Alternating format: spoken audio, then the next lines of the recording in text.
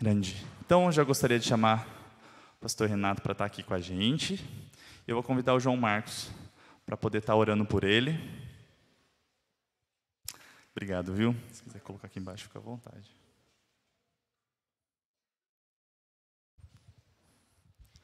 João. Pai, nós te louvamos, nós te agradecemos pela oportunidade que o Senhor nos dá nessa manhã, de estarmos reunidos como igreja, diante da Tua presença, diante da presença daquele que pode transformar e continua a cada dia fazendo essa transformação nos nossos corações. Por isso, Senhor, agora em nome de Jesus, usa o Teu servo, o pastor Renato, para falar aos nossos corações da Tua palavra. Aquilo que o Senhor tratou com ele primeiro, faça que ele tenha sabedoria, conhecimento da Tua palavra para transmitir aos nossos corações aquilo que está no seu coração e veio do céu para a vida dele. Em nome de Jesus, nós te pedimos isso e já te agradecemos. Amém. Amém. Muito obrigado, viu? Prazer. Obrigado. Bom dia, gente. Bom dia. Que músicas lindas. Que músicas lindas. Qual o nome dos dois que cantaram aqui? Júnior e? Júlia e Levi. Legal. Que músicas lindas. Que vozes lindas, né? Num tempo hoje, galera, onde as músicas das igrejas, de modo geral, elas são tão centradas no homem, o homem sendo exaltado. Hoje nós pudemos ouvir canções que protagonizam o nosso Deus, canções que exaltam a Deus e não o homem. E eu fui muito edificado pela vida de vocês, viu? Louvado seja Deus pela vida de vocês, que Deus continue os abençoando. Gente, eu sou o Renato, sou de Tupã. Quem aqui conhece Tupã? Ah, moleque, Tupã tá lá, né? Tá lá escondido, lá no fundo de tudo. Tupã é uma cidade pequenininha, 60 mil habitantes. Eu sou pastor na Igreja Batista lá e eu vim muito bem acompanhado pela minha linda esposa, Aline. Aquela é a mulher mais bonita de Tupã, é aquela mulher, Aline. E nós estamos aqui hoje pela primeira vez sem as nossas filhas. Nós temos 2 filhas, a Sara, que tem 4 anos, e a Lívia, que tem 2 anos. E a gente deixou as meninas com a minha mãe. Primeira vez que elas ficam com a minha mãe, assim, com os avós delas, né? Então a gente está assim, tipo, aproveitando, sabe? E eu disse o seguinte, falei, mãe, se as meninas derem trabalho, não tem problema. Eu vou estar em Bauru, 200 quilômetros daqui, e eu não vou poder fazer nada, então se vira. Enfim, então a gente está aqui curtindo esse tempo com vocês. Quero dizer para vocês, gente, que o nosso objetivo aqui é servi-los. Nós não estamos aqui para só expor a palavra de Deus, e essa é uma maneira de servi-los. Mas nós também estamos à disposição para bater um papo com vocês, se vocês quiserem nos chamar para conversar, tirar alguma dúvida do que foi dito aqui, o que nós pudermos ajudar vocês, a Aline e eu estamos à disposição, tá bom? Vocês conhecem, já tiveram algum contato com o pastor Silas Campos? Quem conhece o pastor Silas? Levanta a mão. Tá, pouca gente. Talvez ele tenha falado para os jovens, né? Outras programações da igreja, né? O Sérgio disse que o Silas já passou por aqui. Eu, gente, sou pastor lá em Tupã, e eu cresci debaixo do ministério do pastor Silas. Pastor Silas é o pastor, o ex-pastor, vamos usar assim, lá em Tupã. Ele ficou por 16 anos lá. E eu sou fruto do ministério dele, eu era auxiliar dele. Quando ele deixou a igreja e foi para Campinas, eu acabei com outro pastor assumindo a igreja. E o pastor Silas, ele nos ensinou algo lá, principalmente para os jovens e adolescentes, para poder, assim, deixar o pessoal acordado. Acampamentos como esse, qual o seu nome mesmo? Caio. A galera tem sono, Caio. Então a gente precisa de vez em quando dar uma despertada em você. Eu aprendi um negócio nesse mundo, nada se cria, tudo se copia, né? Então a gente não inventa, a gente copia, que é o seguinte, eu preciso combinar com vocês uma parada. Toda vez que eu disser para você, você tá ligado? É isso, mano. É isso. Toda vez que eu disser para você, você tá ligado? É uma só, tá bom? É claro que se você perceber algumas a mais, não é que a pessoa fez 2, é que tem um pessoal que é um pouco mais lento. Então eles demoram um pouco para engrenar. Então você vai ver que algumas pessoas vão demorar um pouquinho, tal, mas a gente releva, tal. Então você tá ligado? Isso, tem a galera... Mas aí você, assim...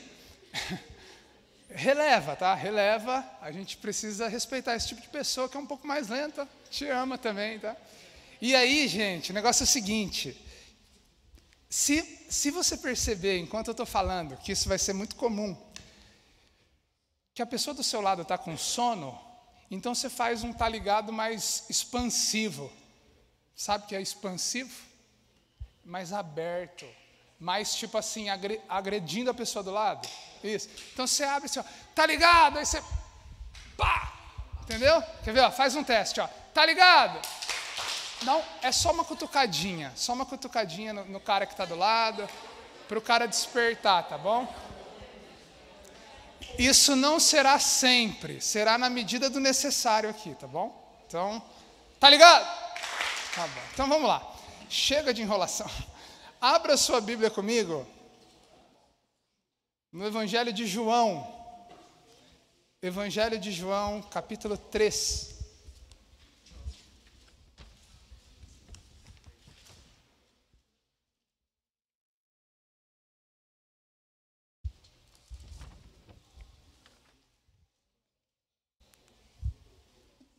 Evangelho de João, capítulo 3. Nós vamos estudar, gente, do versículo 1 ao versículo 16. Eu vou pedir para que você fique o tempo todo com a sua Bíblia aberta, porque o nosso desafio é expor esse trecho bíblico. Nós vamos tentar entender o que Deus está nos apresentando por meio do discípulo dele, João, por meio desse autor. Tentar entender qual é a linha de raciocínio dele, o que ele quer nos apresentar. Então, nós vamos tentar entender basicamente versículo por versículo, mas dividindo-os em trechos, tá bom? Então, João, capítulo 3, do versículo 1 ao versículo 16. Eu quero inicialmente ler com você o versículo 3 apenas, então nós vamos orar e dar início ao nosso estudo. Tá ligado?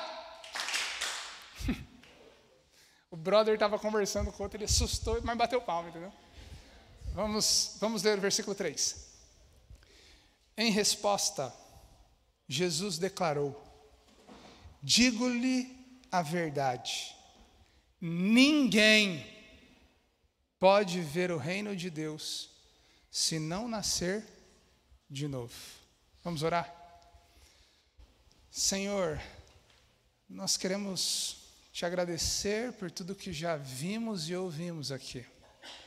Nós queremos te agradecer pelo evangelho cantado, pela tua atuação no nosso meio. E queremos pedir, Senhor, como já foi inclusive orado aqui, que o Senhor fale aos nossos corações por meio da tua palavra. Abra os nossos olhos, Senhor, para que vejamos as maravilhas da tua lei, pois nós oramos em nome de Jesus. Amém.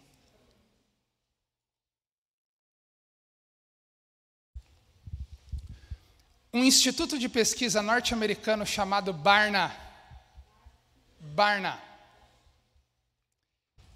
recentemente levantou um dado importante. Esse instituto de pesquisa norte-americano, ele fez um levantamento com pessoas que se consideravam nascidas de novo. Para participar dessa pesquisa, a pessoa que participava deveria se entender por nascida de novo. O Instituto queria fazer uma pesquisa a respeito do comportamento dos crentes na sociedade. Como era o comportamento ético-moral dos crentes na sociedade, como eles viviam, o que eles faziam.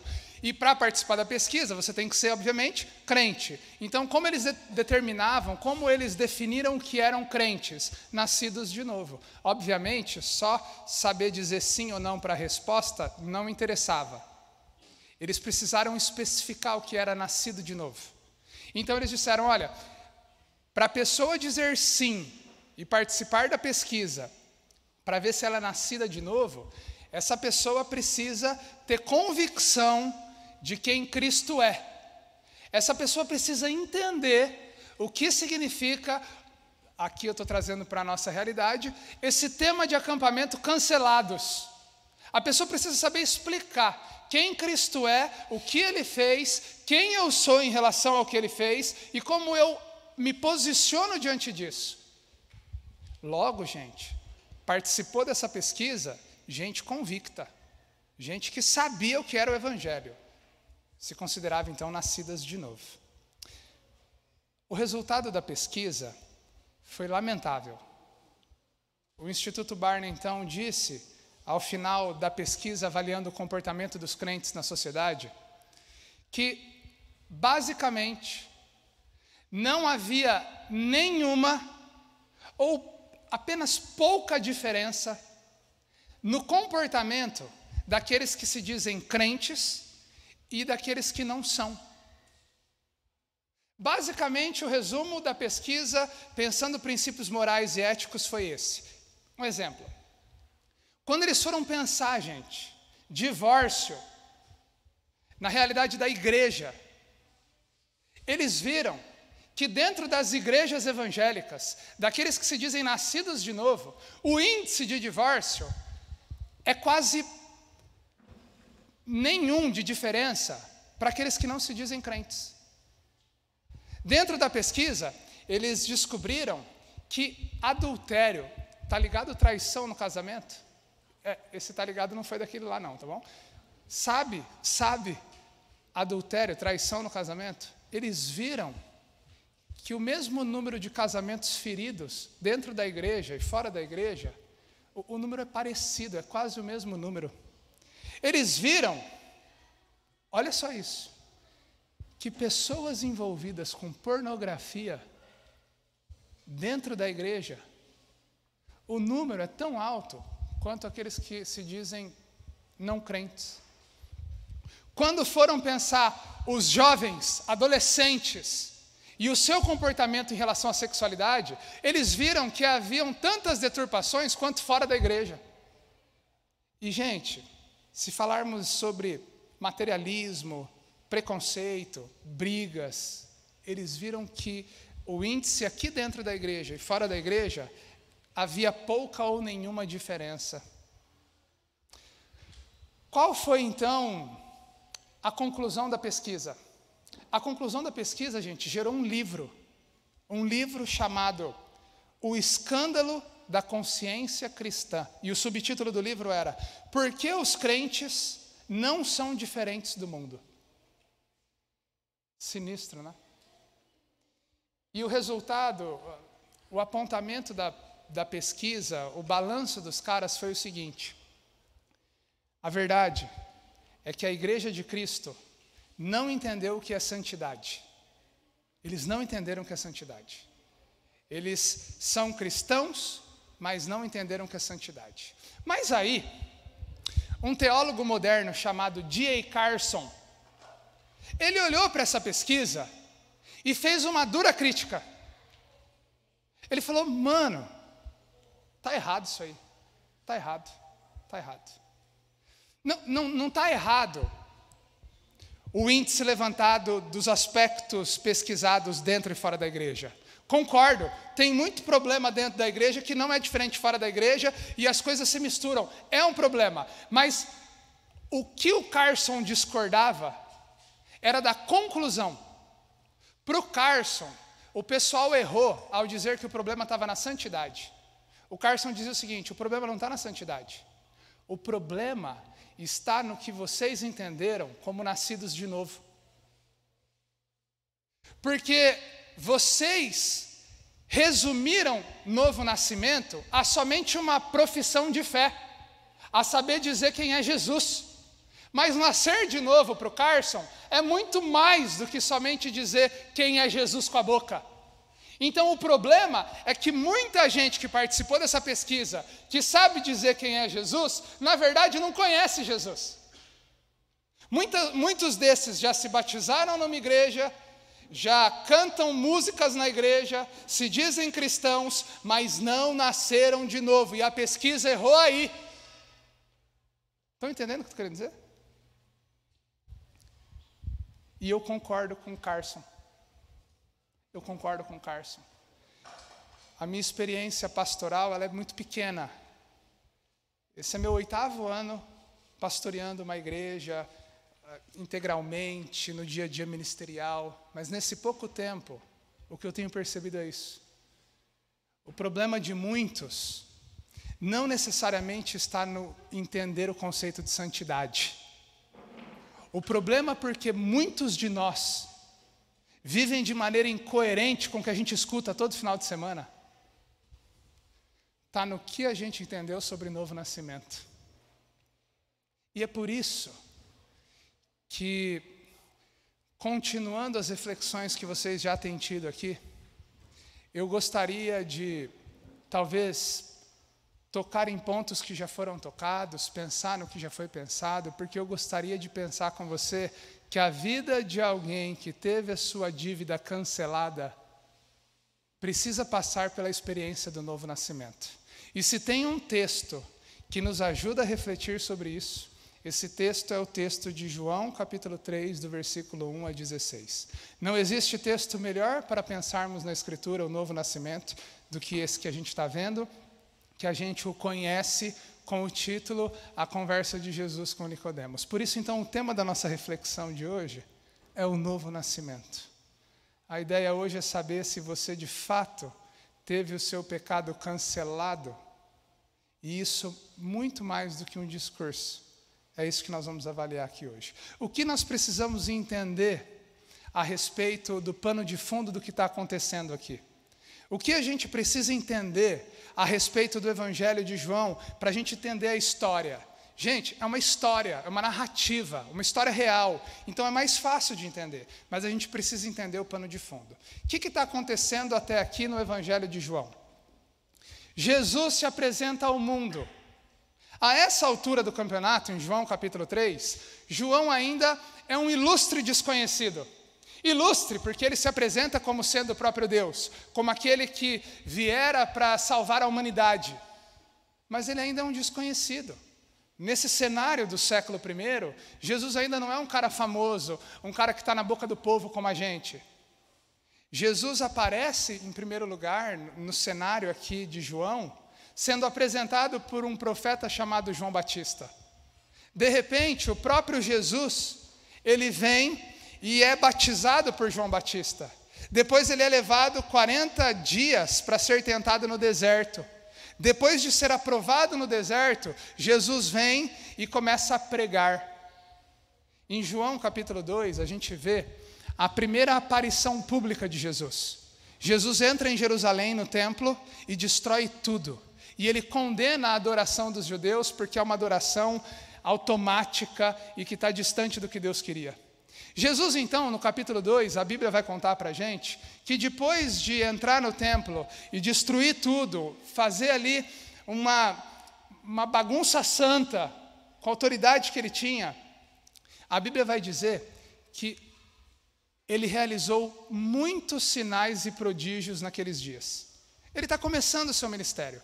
E muitos milagres ele começa a operar ali. Milagres estes que a gente não tem registrado nesse trecho do Evangelho. O próprio João, em determinado momento da sua carta, vai dizer que nem todos os milagres foram registrados no Evangelho, porque muitos eram estes. Jesus está começando a aparecer para a galera.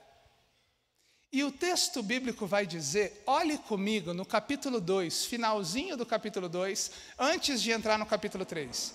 Olhe comigo no capítulo 2, a partir do versículo 23. Olha só o que está escrito aí. Enquanto estava em Jerusalém na festa da Páscoa, muitos viram os sinais milagrosos que ele estava realizando e creram em seu nome. Mas presta atenção, mas Jesus não se confiava a eles, pois conhecia a todos.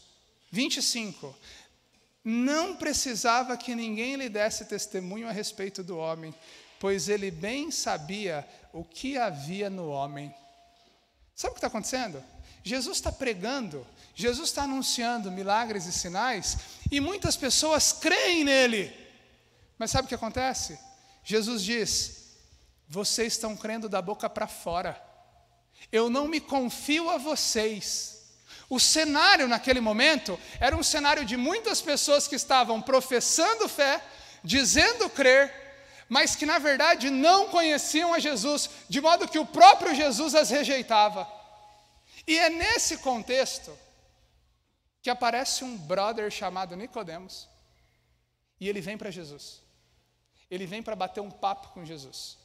Naquele contexto onde muita gente está crendo, mas esse crer é superficial, esse crer é fraquinho demais para ser um crer, aparece um homem chamado Nicodemos, e Jesus vai ensinar para ele o que é necessário para crer, o que é um novo nascimento. E em primeiro lugar, Jesus vai ensinar para Nicodemos que o novo nascimento é uma experiência além de uma boa teologia ou prática religiosa. Você está ligado? Está ligado? Então vamos ler capítulo 3, do versículo 1 ao versículo 3. Capítulo 3, do versículo 1 ao versículo 3. Presta atenção. Havia um fariseu chamado Nicodemos, uma autoridade entre os judeus. Ele veio a Jesus à noite e disse: Mestre, sabemos que ensinas da parte de Deus, pois ninguém pode realizar os sinais milagrosos que estás fazendo se Deus não estiver com ele. Olha o versículo 3. Em resposta, Jesus declarou: Digo-lhe a verdade, Nicodemos, ninguém pode ver o reino de Deus se não nascer de novo. É nesse cenário que surge o Nicodemos. Quem é o Nicodemos? Cara, Nicodemos é um homem com boa teologia e prática religiosa. O que é isso? Nicodemos é um cara que você manda ele abrir a Bíblia em qualquer lugar, ele conhece a Bíblia. Nicodemos é um cara que conversa com qualquer um sobre teologia, aquelas paradas difíceis, com autoridade. Não só isso, Nicodemos é um cara que conhece teologia e não sai da igreja. É claro que eu estou trazendo para os dias de hoje. Naquela época nós estamos falando de um contexto judeu. Mas se fosse hoje, Nicodemos era um cara que conhecia da Bíblia e estava na igreja sempre. Nicodemos é um fariseu. Fariseu aqui como sendo uma autoridade entre os judeus. Um homem extremamente com boa conduta moral e ética. Nicodemos era um homem, porque era um judeu, um fariseu, que jejuava 2 vezes por semana. Era aquele cara que, quando o assunto era contribuir com a igreja, ele contribuía 3 vezes mais que todo mundo. Era um cara extremamente observador da lei. Ele não só lia, mas obedecia o que estava escrito. Nicodemos, o versículo 10 vai dizer, você não precisa ler, mas pode passar o seu olho ali, que ele era mestre em Israel. Se tinha um cara entendido das escrituras do Antigo Testamento, esse cara era o Nicodemos. Ele, inclusive, era membro do Sinédrio. Sinédrio era uma elite governante ali dos judeus. Quando os judeus tinham alguma questão para ser tratada, eles mandavam para o Sinédrio. E quem estava lá no Sinédrio? Nicodemos. Nicodemos, gente, não só é um homem letrado, um homem conhecedor, como ele é um homem que reconhece Jesus como da parte de Deus. Quando ele olha para Jesus, ele chama Jesus de como? Mestre. Vocês leram isso? Mestre. Estou vendo que o que o senhor está fazendo por aí é de Deus. Nicodemos, além de conhecer, era um homem que cria em Jesus, como aqueles que eu mencionei no capítulo 2, que estavam vendo milagres e sinais. Ele vem para Jesus à noite, diz o texto bíblico. Por que à noite? Muito provavelmente, ele vem à noite, porque a noite era um lugar onde ele não poderia ser muito visto pelos outros do seu grupo religioso. Ele está ouvindo sobre Jesus, ele está curioso sobre Jesus, então ele vai procurar Jesus, e ele reconhece Jesus como mestre. Nicodemos admira Jesus, e não só isso, ele é o cara que entende o que Jesus vem fazer. Quando ele diz que ele vê Jesus como mestre, sinais milagrosos da parte de Deus, o que ele está fazendo é esperando o reino de Deus, como todo judeu fazia no século I. Então Nicodemos é um cara que conhece muito, é um cara que admira Jesus, e é um cara íntegro. Ele não é como Zaqueu, que você já ouviu a história de Zaqueu, um cobrador de impostos corrupto que chega para Jesus. Ele não é como a mulher samaritana, que é uma mulher que teve 5 casamentos, mal resolvida na vida, frustrada no seu relacionamento amoroso, que chega para Jesus querendo socorro. Ele é um cara top. Ele é um cara íntegro, que chega para Jesus, e sabe o que Jesus fala para ele? Cara, não vem com esse papinho para cima de mim. Porque só boa teologia e prática religiosa não serve para mim. Se você quiser conhecer o meu reino, se você quiser ver o meu reino, o que você precisa é nascer de novo. Está entendendo por que nascer de novo vai além de praticar coisas na igreja e conhecer a Bíblia? Que Nicodemos tinha tudo isso. Você pode ter tudo isso hoje. Você pode ser, seus pais serem tantas gerações de crente, você está na igreja há tanto tempo, você vir para tantos acampamentos, e você pode ouvir de Jesus hoje que você precisa nascer de novo. Ele fez isso para Nicodemos. Então, o que é nascer de novo? Em primeiro lugar, não é somente, por isso que eu coloquei a palavra além. Faz parte ter boa prática religiosa, faz parte conhecer a Bíblia, mas não é só isso. Ser nascido de novo, participar desse projeto chamado igreja de pessoas que tiveram o seu pecado cancelado, a sua dívida cancelada, vai muito além disso. O que é então? Segundo lugar, é uma experiência radical com Deus. Está ligado? Está ligado? Vamos ler então dos versículos 3 a 6, presta atenção.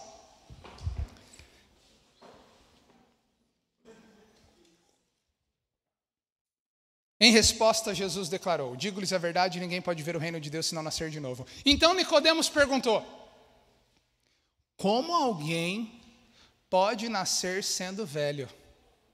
É claro, Jesus, que não pode entrar na barriga da mãe pela segunda vez. Como que isso vai acontecer?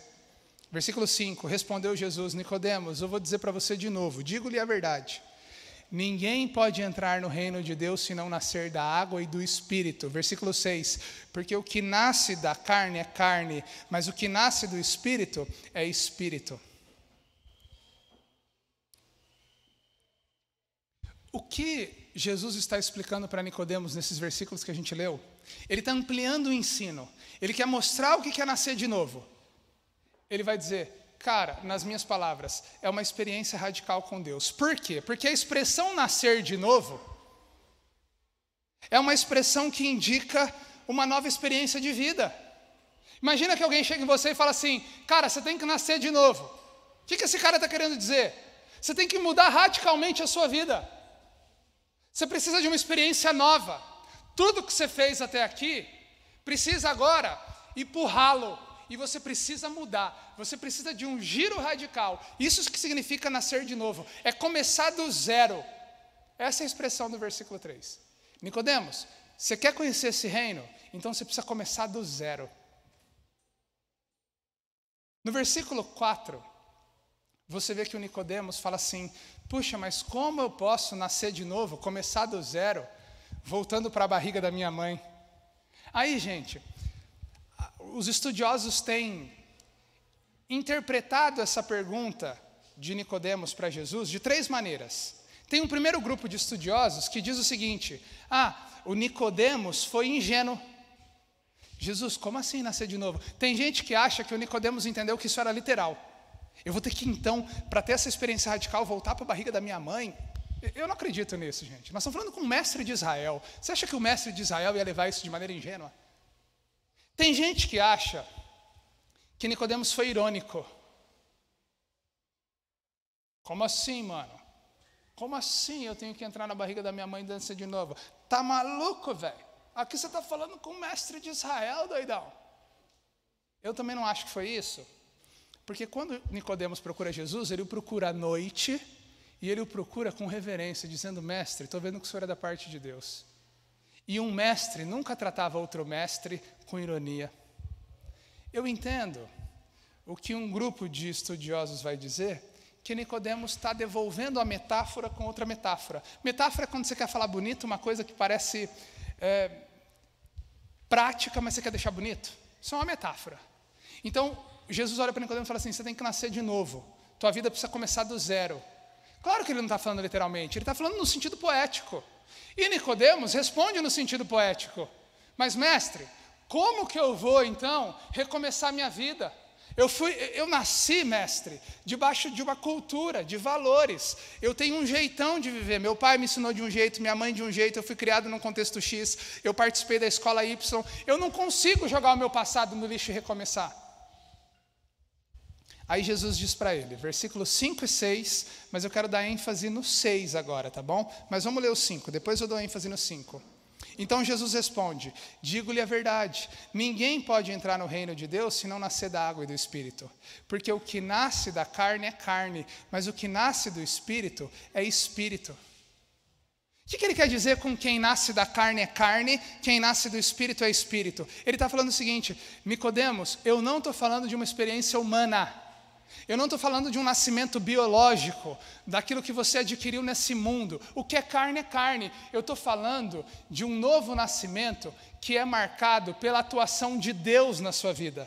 Eu estou falando de um encontro com Deus. Nicodemos, nascer de novo é uma experiência radical, é um marco zero na sua vida. Nicodemos, é uma metáfora que te chama a ter um encontro com Deus. Nicodemos, se você quiser participar do meu reino, você precisa ter na agenda da tua história um dia, uma fase que você diz, eu tive um encontro com Deus. Porque, literalmente, essa expressão nascer de novo pode ser traduzida como nascer do alto. Pode ser a mesma coisa. Nascer do alto no sentido de conhecer os desígnios de Deus, ter a verdade de Deus revelada para mim, de modo que isso muda a maneira como eu ando. É o que Paulo vai dizer em 2 Coríntios capítulo 5, versículo 17, quando ele diz o seguinte, pois se alguém está em Cristo, nova criatura é, as coisas velhas já passaram e isso que tudo se fez novo. Se você está em Cristo, tudo mudou, tudo passou. É uma experiência radical. Exige prática religiosa, faz parte, tal, é consequência, mas nascer de novo diz respeito a um encontro com Deus, um marco zero na sua vida. Você já teve uma experiência assim?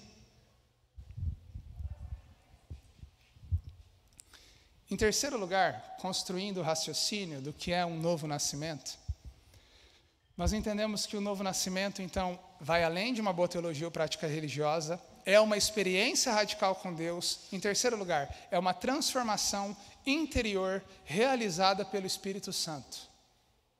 Tá ligado? Tá ligado? Vamos lá! Olha só o que diz o versículo 5, agora sim o 5. Tem uma abelha aqui apaixonada por mim. Não sei, tenho mel, só pode. Minha esposa acha. 5. Respondeu Jesus, digo-lhe a verdade, ninguém pode entrar no reino de Deus se não nascer da água e do Espírito. Jesus está explicando para ele, lembra? O que é novo nascimento? Jesus já falou, conhecer o meu reino é nascer de novo.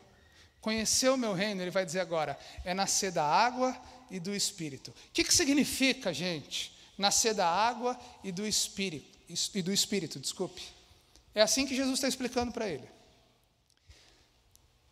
A gente vai ver no versículo 9, passa o seu olho no versículo 9, que Nicodemos não entendeu.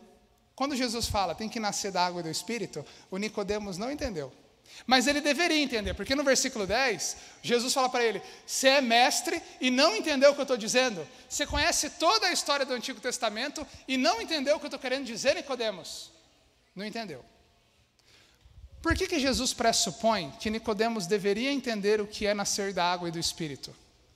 Porque Nicodemos, como um bom conhecedor do Antigo Testamento, ele certamente conhecia passagens que se referiam ao que é uma purificação com água e com Espírito que Deus prometia para o futuro. Nicodemos se esqueceu. Muitos versículos no Antigo Testamento falam sobre água e Espírito, mas tem um especial que está em Ezequiel 36, do 25 a 27, que você não precisa abrir, que diz assim, aspergirei água pura em vocês, e vocês serão puros. Purificarei vocês dos seus ídolos, e colocarei o meu espírito em vocês, de modo que os levarei à obediência. Ezequiel 36 fala isso, num tempo onde a nação de Israel está escrava na Babilônia. A nação de Israel pecou contra Deus, foi levada escrava na Babilônia, mais especificamente o Reino do Sul, isso não cabe aqui agora. E quando a nação de Israel está sendo disciplinada por Deus na Babilônia, Deus, como uma mensagem de esperança para ele, diz: calma, calma, haverá um dia onde eu vou derramar o meu espírito no meio de vocês, e eu vou purificar vocês com água, calma. Jesus está fazendo uma alusão a esse dia.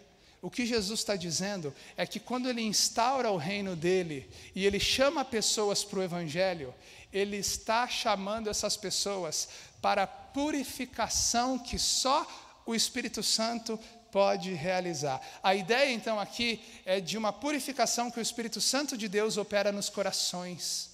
A ideia aqui é de uma experiência que ela é real, prática e objetiva, mas ao mesmo tempo ela é invisível. Porque o dia que a gente tem esse encontro com Jesus, de modo que a gente considera isso um novo nascimento, a Bíblia vai falar que isso é o Espírito Santo que está operando no nosso interior. A Bíblia vai dizer que é o Espírito Santo que está nos convencendo da justiça, do pecado e do juízo. Eu me lembro, gente, quando eu estava no acampamento igual vocês, eu tinha 13 anos de idade. Eu estava no acampamento como vocês, de adolescente, um acampamento de carnaval, no período do carnaval. E eu me lembro que quando eu cheguei naquele acampamento, eu não vinha de um contexto evangélico, eu não conhecia muito bem a palavra de Deus, eu só visitava a igreja já há 1 ano e pouco. E então, quando o pastor pregava e falava do pecado, e falava de quem era Cristo, e do que Ele realizava, e aquilo começou a falar grande no meu coração, eu comecei a perceber que aquilo era para mim, eu comecei a entender aquilo, e naquele dia, eu entreguei a minha vida para Jesus, e eu tive um encontro radical com Deus.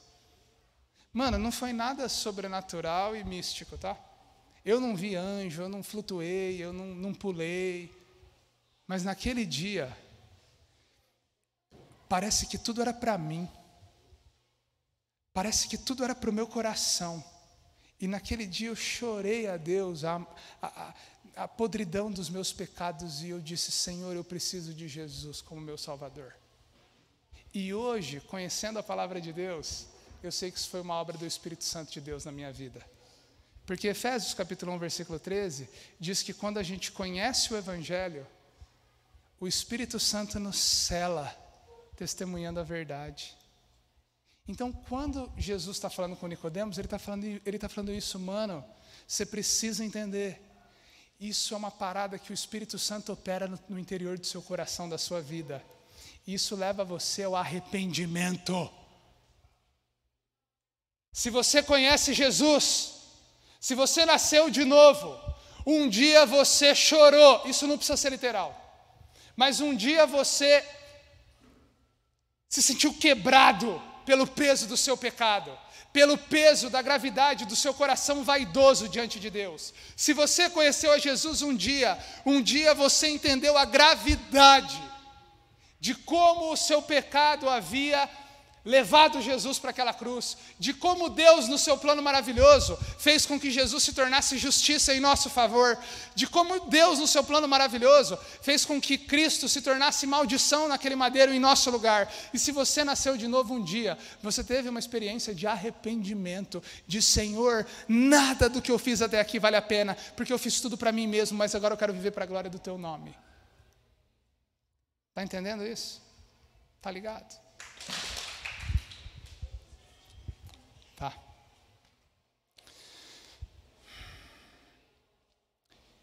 Em quarto lugar, o que é nascer de novo? A gente viu até aqui que não é só para participar de igreja.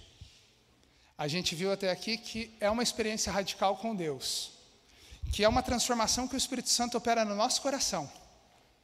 E a gente vê também Jesus explicando para Nicodemos que essa é uma obra livre e soberana de Deus.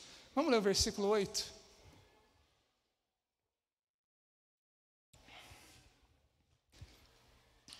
O vento sopra onde quer. Você o escuta, mas não pode dizer de onde vem nem para onde vai. Assim acontece com todos os que são nascidos do Espírito.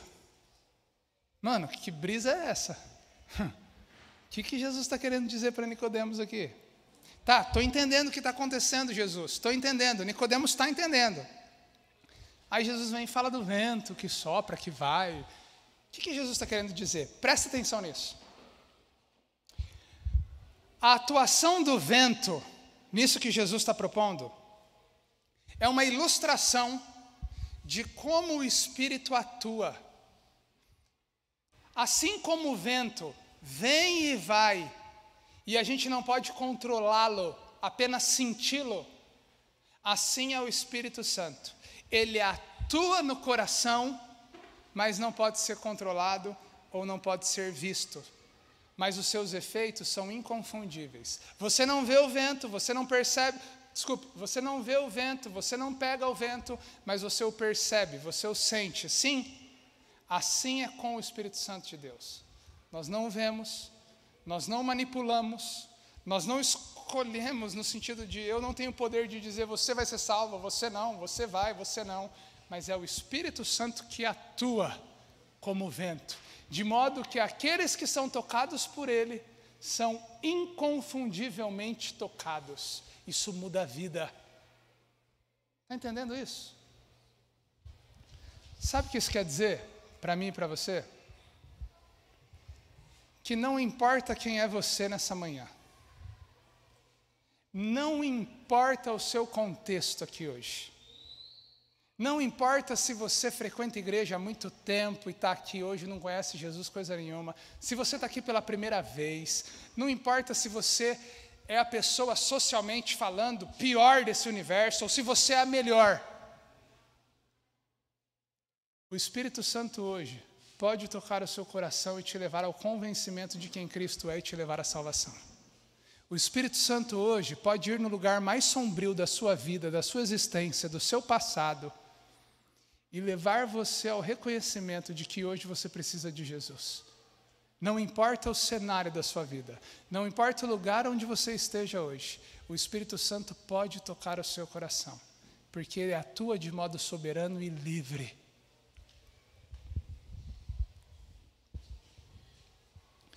Mas, gente, o Nicodemos não entende essas coisas. Ele não entende essas coisas definitivamente. E aí sim vem os versículos 9, 10 e 11, que Jesus está dizendo, passe os seus olhos aí. Jesus fala, você é mestre e não está entendendo isso.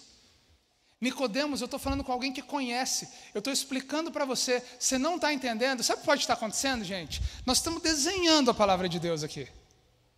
Estou tentando ser o máximo acessível. Mas pode ter gente aqui ainda boiando. E Nicodemos estava boiando. E Jesus fala, você ainda não entendeu no versículo 10? No versículo 11 ele vai, vou transliterar aqui, tá? Nicodemos, esse sempre foi o plano. Nicodemos, o nosso testemunho sempre foi esse. Nicodemos, você é filho da nação de Israel. E você sabe que no começo, quando Deus levanta os judeus, Ele não levanta os judeus para um projeto em si mesmo. Quando Deus chama a nação de Judá, quando Deus chama a nação de Israel, Ele chama para se revelar para Israel, para que Israel fosse bênção para todos os povos, para que a salvação chegasse para todo mundo. E o que Ele está dizendo é isso, você não entendeu o que eu estou falando. E Nicodemos não entendeu. Então, no versículo 12, ele fala assim, cara, como eu posso continuar te falando do reino de Deus se você não entendeu nada até aqui? Está vendo o versículo 12? Eu lhes falei coisas terrenas e vocês não creram. Como crerão então se eu falar verdades celestiais para vocês? Aí, por fim, o Nicodemos vai ampliar o ensino do que é o novo nascimento. E ele vai dizer o seguinte, em quinto e último lugar, que o novo nascimento é uma experiência de cura para o pecado por meio da pessoa e obra de Jesus. Agora ele escancara a verdade dos fatos. Leia comigo versículos 13, 14 e 15. Ele fala assim, ninguém jamais subiu ao céu, a não ser aquele que veio do céu, o Filho do Homem.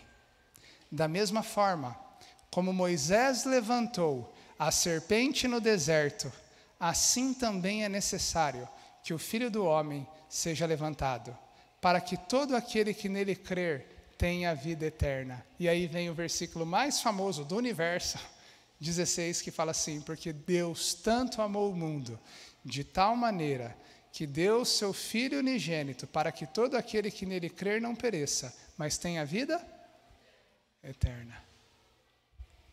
Sabe o que ele está querendo dizer aqui? Ele fala assim: Nicodemos, você não entendeu o que eu quis dizer lá de Ezequiel, né? Aspergirei vocês com água pura e colocarei o meu espírito. Então eu vou dizer algo que você vai entender.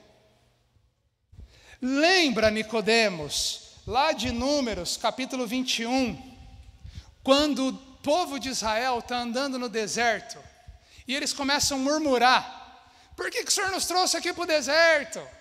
Por que o Senhor nos trouxe aqui? Lá no Egito era muito melhor, quando a gente era escravo do faraó. Agora o Senhor nos trouxe aqui para o deserto, Deus, e tudo está uma droga, porque a gente não tem coisa para comer direito, a gente passa frio, a gente passa fome. Seria melhor voltar para o Egito. Aí, gente, Deus vê que o povo começa a se queixar, porque está no deserto. E sabe o que começa a acontecer? Deus começa a disciplinar o povo lá no Antigo Testamento. E começa a mandar serpentes venenosas que começam a picar o povo. E muitos começam a morrer. O texto bíblico vai chamar de serpentes abrasadoras, serpentes venenosas. E quando o povo começa a ver que uma praga está vindo sobre eles, que o sangue da serpente está correndo nas suas veias, eles estão morrendo, o povo vai apelar para Moisés. E vai pedir: Moisés, clama a Deus por misericórdia, porque a gente está sendo disciplinado por ele. Aí sabe o que Deus fala para Moisés? Deus fala assim: Moisés, eu vou ter misericórdia de vocês. Faz o seguinte: pega uma haste, um poste, põe no meio do povo e coloca nesse poste uma serpente de bronze. E todo aquele envenenado pela serpente que olhar para a serpente de bronze vai ser curado. Sabe o que acontece? Moisés vai, faz o que Deus ordena, e aqueles que estão envenenados pelo veneno da serpente são curados. Sabe o que Jesus está fazendo? Relembrando essa história para aplicar ela na vinda de Jesus. Ele está falando o seguinte: olha só no versículo 14 de novo. Da mesma forma como Moisés levantou a serpente no deserto, assim também é necessário que o Filho do Homem seja levantado. O que ele está querendo dizer é o seguinte: Nicodemos, você quer entender o que é nascer de novo? Você precisa reconhecer, Nicodemos, que no sangue, nas tuas veias, corre sangue envenenado pelo pecado, que no teu DNA há a corrupção do pecado reinando e imperando, e que sem Jesus todos vocês serão mortos. Sem conhecer a graça de Deus, todos vocês serão mortos. Mas se vocês confiarem as suas vidas nesse que é Jesus, nesse que está se levantando, em mim, o próprio Filho de Deus, é o que ele está dizendo. Deus está trazendo o Filho do Homem, aquele que subiu aos céus. Deus está trazendo Jesus para morrer no lugar de vocês, para que vocês, confiando as suas vidas nele, vocês sejam curados do veneno do pecado que corre em suas veias. Aí ele vai dizer: porque Deus amou o mundo de tal maneira que levantou o seu único Filho, para que todo aquele que nele crer não pereça a morte do pecado, mas tenha oportunidade de vida eterna. O que ele está dizendo é isso: é que nascer de novo é reconhecer o veneno do pecado correndo nas suas veias e se render a Jesus Cristo como o único que pode te curar. E é interessante que esse crer, ele vai além de uma convicção. Se liga. Imagine comigo que a gente está num prédio de 15 andares e eu estou em cima desse prédio. Esse prédio aqui tem 15 andares, eu estou no topo dele, na cobertura dele. E lá onde está a minha esposa, linda, tem um prédio lindo, maravilhoso, onde ela está lá. E entre mim e ela, o que nós temos é abismo. E nós estamos numa altura de um prédio de 15 andares. E então, eu estendo até ela uma haste, ou eu estendo até ela, desculpe, um cabo de aço. E eu digo o seguinte: gente, vocês duvidam que eu, num monociclo é aquela bicicleta de uma roda só lá? Vocês duvidam que num monociclo eu atravesso do outro lado, sem proteção, sem cinto de segurança, nada? Você diz, duvido. Ela fala, então tá bom, aí eu vou lá. Chego do outro lado, todo mundo fica, uau, né? Aí eu falo, vocês duvidam que eu volto para o outro lado? A essa altura do campeonato, vocês viram e falam, não duvidamos, se você foi, você volta. Então eu creio. Aí eu volto, aí vocês, Aí eu digo assim, gente, agora eu vou aumentar o desafio. Eu vou montar no monociclo e eu vou pegar uma carriola. Vocês duvidam que eu atravesso esse monociclo com a carriola? E vocês dizem, não sei. Aí eu vou e atravesso. E eu chego lá do outro lado e vocês falam, uau. E eu falo, vocês duvidam que eu volte? Vocês falam assim, não, nós cremos. Aí eu digo assim, então quem quer subir na carriola? Você sobe na carriola? Para atravessar comigo do outro lado? Não sobe. Por quê? Crer em Jesus vai além de dizer eu creio, eu admiro. É confiar a minha vida a Ele. Por isso, gente, é que a pesquisa feita pelo Instituto Barna tem o seu lado deficiente. Porque nós não podemos considerar cristãos somente quem disse, ou aqueles que disseram, eu vou numa igreja e eu creio em Jesus como meu Salvador. Nascer de novo vai além de prática religiosa, vai além do que conhecimento bíblico. É um encontro radical com Deus, é uma transformação interior realizada pelo Espírito, é uma obra livre e soberana de Deus. É uma experiência de cura para o pecado por meio da pessoa e obra de Jesus. E a pergunta que eu faço para você, a respeito de ser um dos cancelados, é: você já nasceu de novo? Você já nasceu de novo? Isso é muito importante para a continuação das nossas reflexões. Porque se você não nasceu de novo, nada do que a gente vai conversar a partir daqui faz sentido. Hoje à noite nós vamos ver como alguém que nasceu de novo vive na sociedade tão idólatra que a gente tem. Como é isso de modo prático? Amanhã de manhã nós vamos falar como alguém que nasceu de novo e teve o seu pecado cancelado lida com o namoro, a expectativa de casamento. No início da tarde, nós falaremos como alguém que nasceu de novo e teve o seu pecado cancelado anuncia o Evangelho para as pessoas. Então, se você não nasceu de novo, nada faz muito sentido. E o meu desejo é que você termine esse momento clamando a misericórdia de Deus, dizendo, Senhor, o teu Espírito sopra, vem e vai e atua onde Ele quer. Atua em mim poderosamente para a glória do teu nome. Agora, se você já nasceu de novo, o tempo hoje é de reflexão. Se você, como um nascido de novo, tem sido parte do resultado das pesquisas.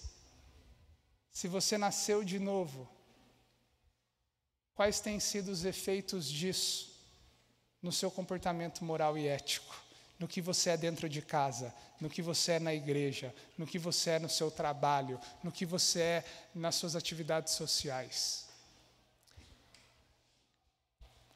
Em resposta, Jesus declarou, digo-lhes a verdade, ninguém pode ver o reino de Deus se não nascer de novo. Eu quero orar com você. Se coloque em pé, por favor.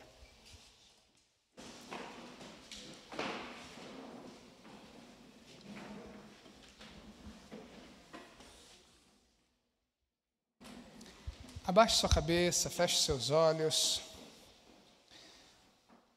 Se Deus está falando ao seu coração de alguma maneira, em alguma questão, ore a Ele, ore a Ele.